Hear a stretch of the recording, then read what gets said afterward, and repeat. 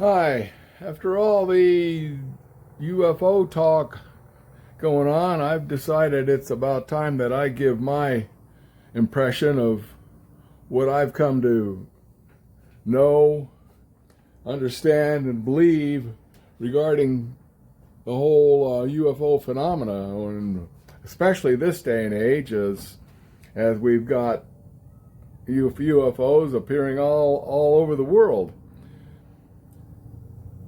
But first, I'm going to talk about my personal experience, which occurred about in the mid '90s. I was swimming, hanging out, camping at Lake Havasu, Arizona. It was very hot. I was swimming in the lake, but there were so many boats out there that I had to be careful not to get run over. And also, the lake just smelled of gasoline. In order to get where it was cooler, I had to go out a little too far. It was just kind of a miserable experience. So I hung out till the sun went down, and just laid out on the picnic bench. All I was wearing was cutoffs, and I set up a tent, but it was too hot to go in the tent. So I was just laying there on the picnic bench. This is a serrated, how wouldn't you say that? Not exactly, but it's open kind of thing. It's not really a solid wood or concrete picnic bench. It's steel, but it's. And I was laying there, and when I woke up probably around midnight, or maybe 10 o'clock. I'm not sure, 10 or. But when I woke up, there was a tall, maybe 20-foot tall tent, and only 10 feet away from me. And this tent appeared to be made of what I'd call theater black, a material, heavy cotton. At the very top was a very wide open weave fishnet. At the very top, maybe the last 5 feet of this 20-foot. Now, what's interesting, it had four sides, but what's interesting is there were critters running around the campsite. I didn't really get a view of them because they as soon as they noticed I was waking up, they all hid in the bushes. But I thought, I was kind of, I'm not one to walk in my sleep, or when I wake up, I'm fully cognizant of what's going on around me. I'm not one to openly visualize or dream anything, but I thought, well, I was kind of groggy and sleepy. I'll just go in my tent and I'll check this out, because I always, when it's this time of year when it's so hot, to wake up before sunrise and take down my campsite, because if I'm up even as the sun begins to rise off the horizon, it starts getting too hot, and I just can't really even bear the heat. I have to tear down my campsite and be in my car and going down the road before the sun even comes up. It's just too darn hot. So when I did wake up, it was before sunrise, but I looked around and that thing was gone. The entire campsite was cleared. It's as if nothing was there. So back to this UFO flap we got going on. A couple things about this. First of all, they're not more advanced, except technologically, yes, but they aren't. Remember, let me see, what would you say? The Bible says something to the effect that we are the crown of creation. God created all things, including what we see going around. However, we are the crown of creation. Now, that being said, they have advanced technology. Maybe we have it as well, but we're not divulging it. We're not talking about it for whatever reasons. This UFO flap remains hidden. as to who they are, what they are, why they're here. Those kind of questions are just not getting answered. So that's what I'm making this particular blog post about, is why they're here. Now, all we have to go by is evidence. And there's a couple things going on, let's say in history, ancient history, that's not well spoken of at all. And this is what I've come to understand looking at this phenomena for decades, that if we look out beyond into the planets, let's say the nearby planets, Moon and Mars and the asteroid belt. We've got a rover on Mars right now that's still roaming around. It's the Integrity, and it had a drone flying with it.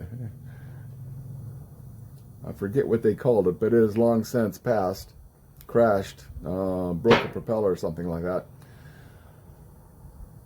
But it's still, I believe, roaming around out there and sending back pictures. But the important thing is this is 100% science. This is pure science, what's going on with that rover.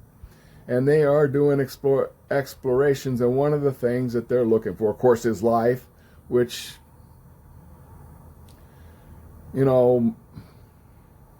it's cold. The atmosphere is 95% CO2. Plants love CO2, by the way. That's why our atmosphere is only 0.5% carbon dioxide. A plant is a CO2 sponge. And that's why I really question this whole global warming thing. But that's another topic altogether. Because we just look at Mars, and the evidence is two things that are really important. One, it had water. Mars had water. That's one thing the rover is just not denying, that keeps reporting over and over again. And the evidence that is of water, and it's gone. For some reason, all of Mars' water is gone, and we're not really getting an explanation as to where it went. How does a planet lose its water? Now, the second thing is the asteroid belt, which remains somewhat anomalous. They say it just didn't coalesce into a planet, but I'm not, that's again. Then there is some more of evidence on Mars of, I won't get into the whole thing, because for some reason Mars water is gone and the asteroid belt. Now, let's just look at what this might be. This is what I'm saying. I'm looking at the evidence. And the evidence shows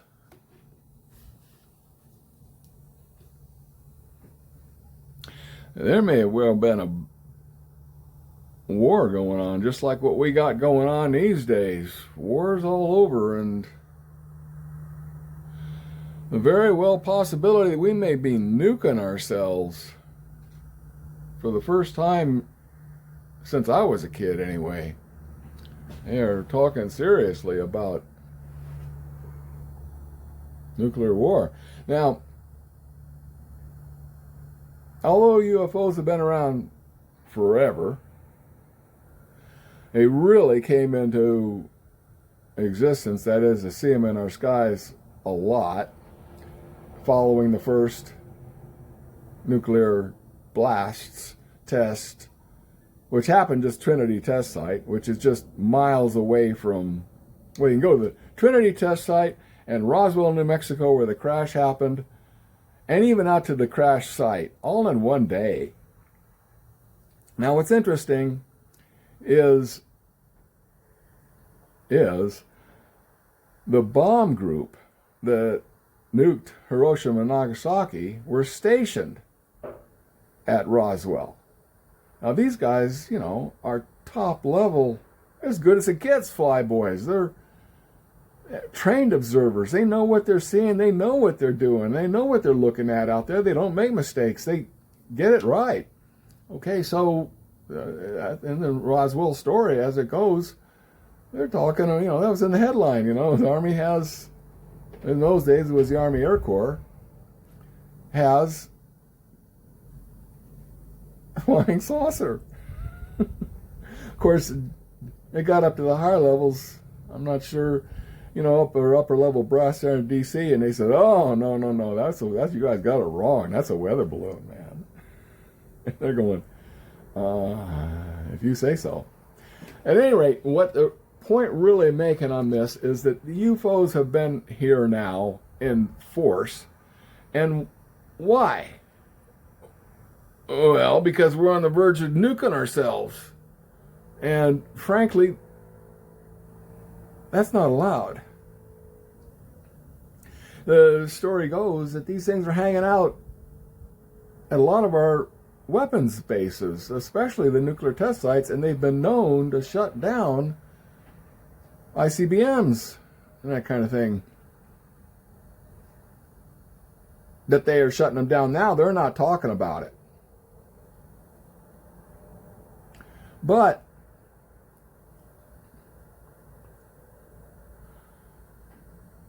I think I've about run myself out as far as explanation goes on this, but that's why they're here.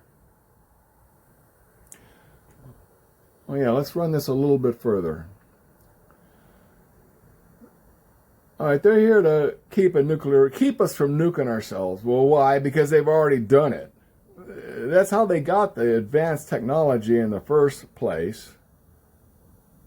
There was a big war out there between Mars and what is now the asteroid belt. Well, how did Mars lose its water without... That's impossible. That just doesn't happen. And the asteroid belt. Well, maybe, this is as far as I can say, as I have to theorize here based on evidence, there was a war going on between Mars and a planet outside of Mars's orbit, which is, well, between Jupiter and Mars, which is now the asteroid belt. And who won?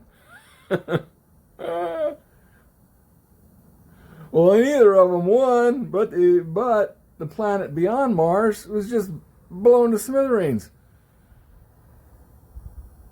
Now, I actually got this theory a long time ago during Art Bell days when I believe John Van Flandern was talking about the exploded planet hypothesis. And I believe as far as I know, the only one who ever talked about it.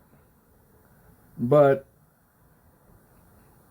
you can look that up on the old clickety-click there, do some Google searches and discover the whole story. He was talking about it real heavily on the old Art Bell programs. So that's what it is, that they were given or achieved or got some high technology which eventually led to their demise. Now, were there humans on Mars at the time and they fled to Earth? In those days, I mean, that long ago, when that war happened, there were dinosaurs on this planet. And there's a lot of evidence of humans and dinosaurs coexisting. So again, we're only going by evidence and what archaeology shows. This may be a bit contrary to the biblical, but there isn't a whole lot of well areas yet. I'm not getting into that. But the point really being, that's why they're here. They're here to shut down. They're not shut down any, not WW3 necessarily, but any nuclear. It's nuclear, incidentally. The first Trinity test site, Trinity test, and then subsequent bombs, including, of course, the Edward Teller. You know, I've become death, destroyer of worlds. And at the time, they developed a hydrogen bomb, set it off Bikini Atolls. All right, as we know, there's a big EMP, electromagnetic pulse, when these things go off. Well, I'll tell you what, anybody who's listening out there is going to say, whoa. They're going to know, they've been watching us for forever, right? And here, all of a sudden, here's this, what would you call it, something they're looking for, especially in our direction. And yeah, we made it. We're there. It's time to step in and take control of, which is what we see him doing regarding these this UFO flap we got going on.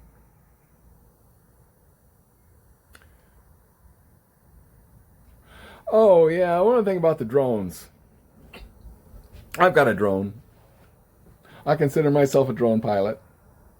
I've got hundreds of hours of drone video. Every time I took mine up in the air, I turned on record and just recorded it, just because I knew it wasn't going to last forever, which now they're shutting them down, and it's almost impossible to download current software for my drone. If I really worked it and I suppose got a real license and licensed pilot, there's really no reason for me to do that. I don't care. I hang out in wilderness areas. If I really want to fly my drone, I'll fly it anyway, to the extent that I can. Which means I may not be able to get much, I don't know. I just don't know. I haven't flown in a long time, so I just don't care anymore. But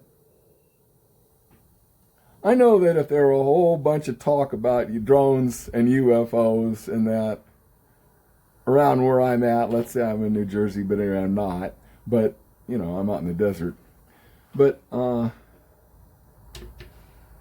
there's a whole bunch of talk about it. I could not resist. I could not resist flying my drone up there among the UFOs and all the rest of them flying their drones out there and just having a grand old time. I know that's up to the extent now where the government, Kirby, whatever of them, have been saying, oh, we're going to shut them all down, no more drones. Well, they've been doing that for a long time, and now their talk is real. But yeah, that's what it, among the UFOs, we got drones. A lot of drones. Everybody out there and their neighbor and their is out there going, oh boy, this is fun. All right. Well, anyway, that about covers it. Y'all have a good one. Bye.